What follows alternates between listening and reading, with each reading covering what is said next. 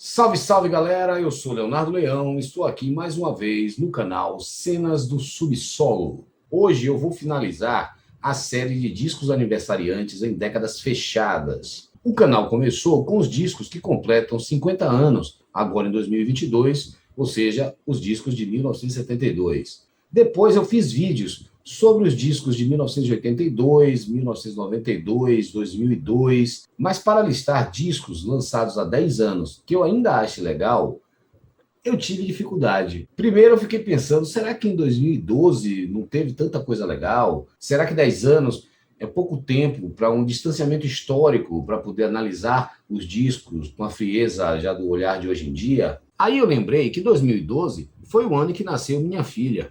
Então eu passei aquele ano cuidando do final da gravidez e depois dos primeiros meses da pequena. Ralando, me divertindo, me preocupando, o foco era outro. Além disso, foi um ano que a gente não tinha mais quase loja de disco em Salvador e de lá para cá piorou. Eu também não era usuário de plataformas de streaming, nem de troca de MP3. Então muita coisa passou batida e eu levei um tempinho para lembrar de 2012. Mas antes de falar de música, vamos, como sempre, lembrar um pouco do que estava rolando na tida sétima arte. Eu estou falando de cinemão americano. 2012 foi o ano do remake de O Vingador do Futuro, baseado em Philip K. Dick, que teve a primeira versão com Arnold Schwarzenegger, Sharon Stone, que já era tosco, mas era divertido, e o remake de 2012 não serve para nada. 2012 também foi o ano do primeiro filme de Jogos Vorazes, aquela série de filmes que encantou a garotada, muita gente comentou, eu não vi na época, fui ver há pouco tempo e não devia ter visto.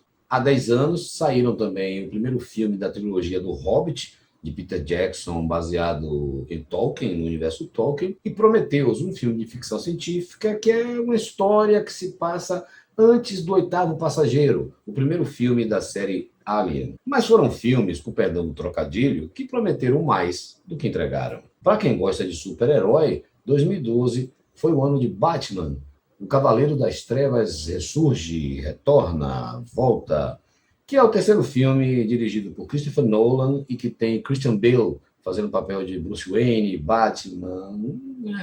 E também tivemos o primeiro filme dos Vingadores, o sexto filme do considerado universo Marvel no cinema, mas o primeiro a começar a amarrar as pontas dos filmes Hulk, Capitão América, Thor, Homem de Ferro. Falando de filmes mais sérios, 2012 é o ano de Django Livre, de Quentin Tarantino, que é um filme caricato, como todos de Quentin Tarantino. Teve também As Aventuras de Pi, e a história de um garoto que acaba náufrago num barco salva-vida, num bote, com um orangotango, uma hiena, uma zebra, um tigre, e eu não vou contar mais, porque se você não viu, vale a pena e faz a gente pensar. Mas minhas principais indicações de filmes de 2012 são dois documentários. Um é O Início, o Fim e o Meio, dirigido por Walter Carvalho, que é um documentário sobre Raul Seixas, o grande baiano do rock and roll, da música brasileira, com depoimentos mais históricas, entrevistas com vários artistas, vários companheiros dele, companheiras principalmente.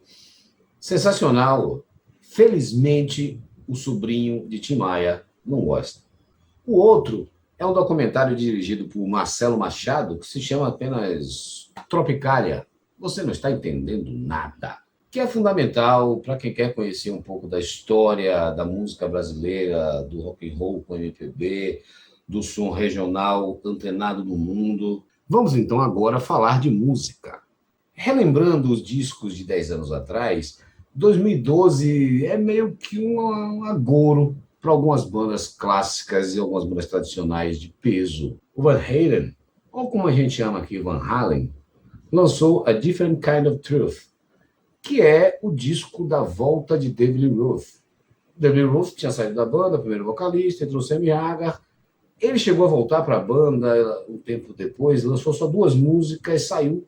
E os caras me lançam um disco vexatório chamado Van Halen 3, com Gary Cherone, que foi o vocalista do Extreme, uma das piores coisas do rock and roll. E em 2012, David Lee Roth volta para a banda e eles lançam A Different Kind of Truth, que não é um disco sensacional, mas é um ótimo disco de rock and roll e um disco que não faz feio na carreira do Van Halen. Em 2012, 2013, o guitarrista Ed Van Halen sofreu com diverticulite e teve que parar a carreira para fazer tratamento. Tempo depois, ele descobriu um câncer na garganta e teve um AVC e acabou morrendo em 2020. Então, o disco de 2012 é o último disco do Van Halen. Em 2012, o Rush, o trio canadense, lança o disco Clockwork Angels, que tinha sido gravado em 2010, mas eles decidiram dar uma pausa, umas férias, voltam em 2012 com esse disco, fazem a turnê. Em 2018, eles anunciam que não vão lançar mais discos, nem fazer turnês, alguns shows esporádicos apenas. Só que o baterista Neil Peart, um dos melhores do mundo, descobre um tumor cerebral e acabou falecendo no início de 2020. Em 2012, o ZZ Top, um trio do Texas que vem lá no final dos anos 60, início dos anos 70, sensacional, lança o La Futura, seu último disco até então. E a banda estava se preparando para retomar a carreira depois da pandemia, quando o baixista Dusty Hill ficou doente e acabou falecendo em 2021. O futuro da banda está incerto, eles substituíram Dusty Hill, anunciaram um disco novo ao vivo, gravado em 2019 ainda com ele, mas ninguém sabe o futuro do ZZ Top. Já o Soundgarden, um dos grandes nomes do grunge, né, no início dos anos 90, meados dos anos 90, tinha acabado. Chris Cornell, o vocalista, fez o Audioslave com o pessoal do Rage Against the Machine. E em 2012, o Soundgarden volta com o disco King Animal, que é chato, pouco inspirado, principalmente porque parece que Chris Cornell trouxe toda a chatice que ele tinha no Audioslave, uma forma de cantar que não empolga.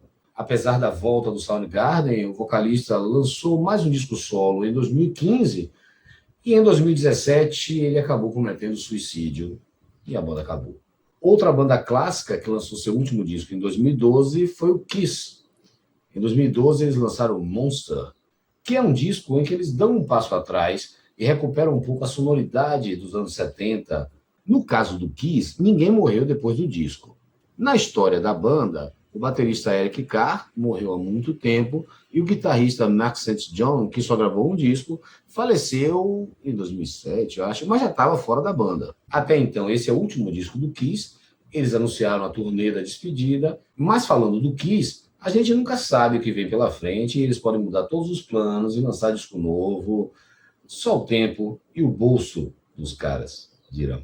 Fora essas bandas que acabaram tendo seu último disco em 2012, o ano foi também de lançamentos legais, como Tame Impala, um som psicodélico dos anos 60, meio atualizado. O Blackberry Smoke lançou seu terceiro disco e despontou para o mundo um Southern Rock bem legal. O Off, um projeto do vocalista Keith Morris, que foi do Black Flag, do Circle Jerks, lança seu primeiro disco com o projeto, um hardcore sensacional. O Baroness lança um bom disco duplo, Yellow and Green. No lado mais metalzão, o My Dying Bride lança A Map of All Our Failures, disco sensacional que trouxe eles para o Brasil nessa turnê. O Testament, banda americana de thrash metal, lança o Dark Roots of Earth, que é o seu disco mais bem sucedido nos Estados Unidos, na história da banda. Candlemass, da Suécia, os reis do doom metal, lançam o Psalm for the Dead. Para a galera do metal melódico, do power metal melódico, surge o Unisonic, a banda que junta Michael Kiske, que foi do Halloween, voltando a cantar metal, hard rock mais pesado, e Kai Hansen, que foi do Halloween, do Gamma Ray, e com o sucesso do Unisonic, eles acabaram voltando para o Halloween em 2016 e lançaram um bom disco ano passado. No rock brasileiro, em 2012, a gente teve This Rolê, um bom disco do Macaco Bomb, rock and roll instrumental. A gente teve o disco do Terno, do Black Drawing Shocks, bem legal.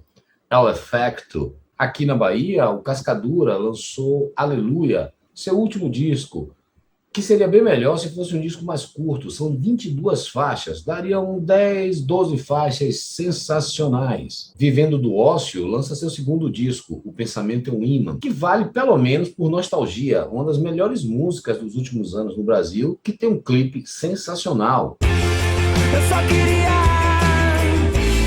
tomar um vento na cara, me deu saudade da Bahia.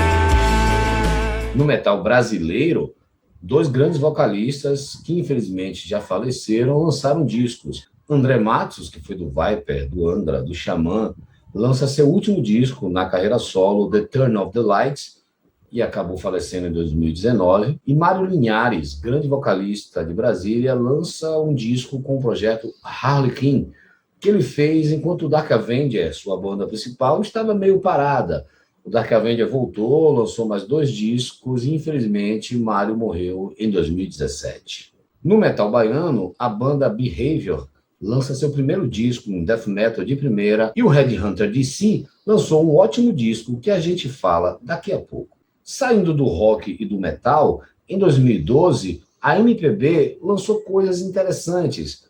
Lucas Santana, Céu, Tulipa Ruiz, Siba, que veio do Mestre Ambrósio, depois do Siba e a Floresta, lançava seu primeiro disco solo. Caetano Veloso lançou Abraçaço, disco que encerra a trilogia começada com o disco C, depois Easy, que é uma fase que ele estava meio rock and roll, mais indie rock, misturando a MPB, o samba, o som do Caetano Veloso, com o rock and roll, uma pegada tropicália, como sempre ele fez. Sabe o que fazia sucesso em 2012? Aqui, vou até botar meus óculos aqui para poder ler. Em 2012, segundo dados da ProMúsica Brasil, a antiga Associação Brasileira dos Produtores de Discos, quem mais vendeu disco em 2012 entre os brasileiros foi Paula Fernandes, Luan Santana, Jorge Mateus, Fernando de Sorocaba, Tiaguinho do Pagode, e os padres Marcelo Rossi, Fábio de Mello, Reginaldo Manzotti e um tal padre João Carlos, que eu nunca ouvi falar. Tudo bem que tinha Maria Rita com o disco cantando Só Elis Regina, Marisa Monte com o disco Que Você Quer Saber de Verdade, e o grande campeão, Roberto Carlos, que naquele ano lançou um EP de 4 músicas no final do ano, e em 2 meses foi o mais vendido. É o EP que tem Esse Cara Sou Eu. Que Brasil de merda para gostar de música.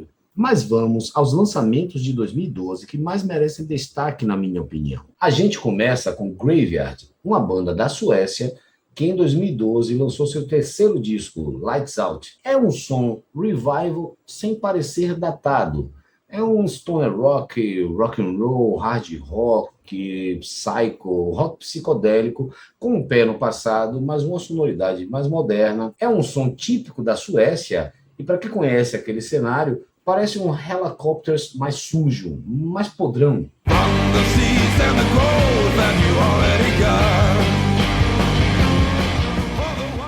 Vindo para um som mais metal, na verdade crossover, metal com pé no hardcore, a banda Municipal Waste não era nada de novo, nenhuma novidade, mas a sonoridade, a energia que esses caras passam no disco é de empolgar e nos leva direto para a segunda metade dos anos 80, quando o crossover bombava, era sensacional, como é até hoje, Municipal Waste.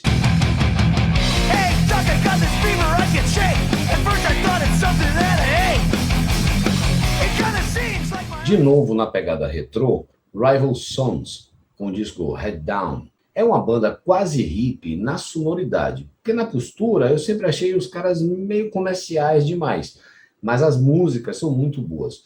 Eles começaram com um pé muito Led Zeppelin, e em Head Down eles trazem um som que tem a influência do Led Zeppelin, é claro, mas também tem uma pegada dos anos 60, de Rolling Stones, Kinks, Cream, e também do início dos anos 70, com Trapeze, Mountain, Free. Eles acabaram estourando mais no disco seguinte e daí em diante, mas este disco de 2012 é sensacional, Rival Songs.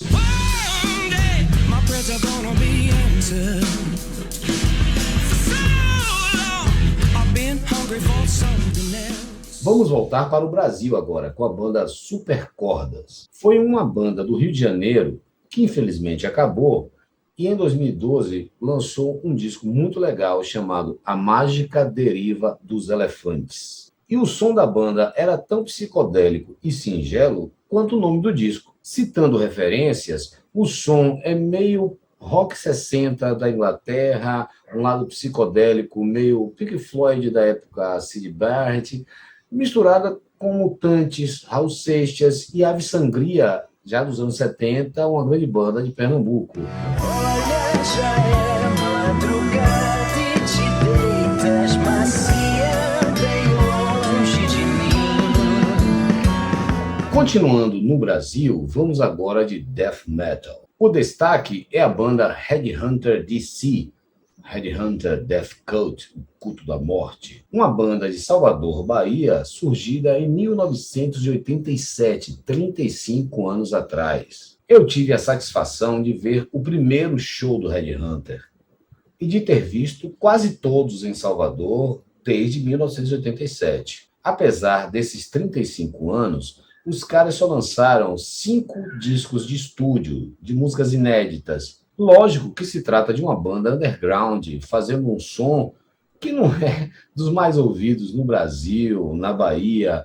E os caras nunca tiveram apoio financeiro, dinheiro para investir na carreira, foi tudo na raça, na coragem e na vontade de fazer death metal, de fazer metal extremo aqui em Salvador, na terra sem salvação. E os caras são uma das maiores bandas do Brasil. O Headhunter DC já rodou a Europa, América do Sul, todos os estados. Quem conhece metal sabe o que é Headhunter DC. É tão foda que o In a Holy Morning não é o melhor disco da banda, mas é um dos grandes destaques de 2012.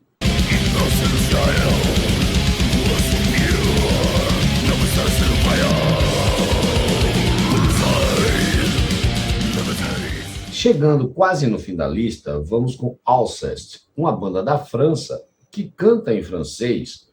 Eles começaram com a pegada black metal, mas foi logo no início, e eles logo depois partiram para um som chamado Black Gaze, que é um som que tem um pé no black metal, mas mistura com o shoegaze. Shoegaze, que é um estilo de indie rock, que é aquela coisa de olhar para o sapato, shoegaze, que se refere àquela galera que toca sem se preocupar muito com a reação do público. A ideia é ser introspectivo, é olhar para baixo, baixar a cabeça e fazer o seu melhor som, trazer o clima deprê, o clima denso para os espetáculos, para o show, para o disco, para a música. E o Alceste é sensacional. E em 2012 lançaram Le Voyages de l'Âme, eu arrebento no francês, que é o último disco deles com a pegada mais pesada, mais metal, com a guitarra mais proeminente.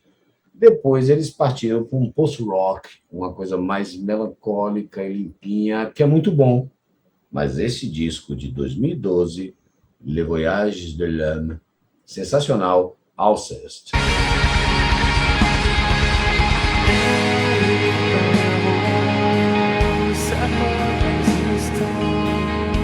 Fechando a lista, vamos voltar para a Suécia com a banda Soen. Em 2012, eles lançaram o primeiro disco, Cognitive, e é um som meio irrotulável.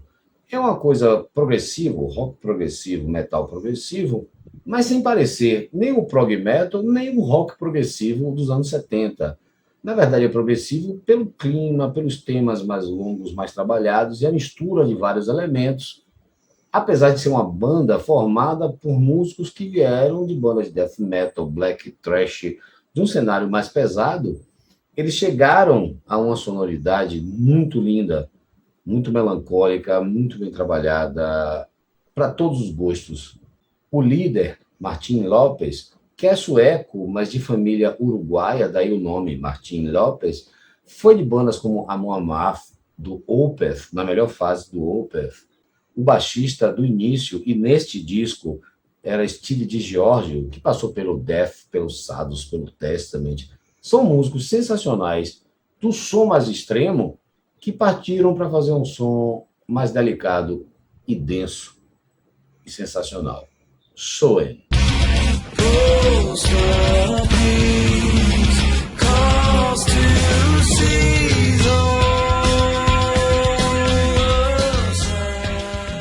Não cheguei a destacar 13 discos de 2012, ou por desconhecimento meu, ou porque não lembrei, ou porque não tinha. E assim eu acabo a série de vídeos sobre discos que fazem aniversário em décadas fechadas em 2022. Ou você quer que eu faça vídeos sobre discos que fazem 45 anos, 35, 25 anos? Se inscreva no canal, ajude na divulgação e a gente se vê em breve com mais cenas do subsolo.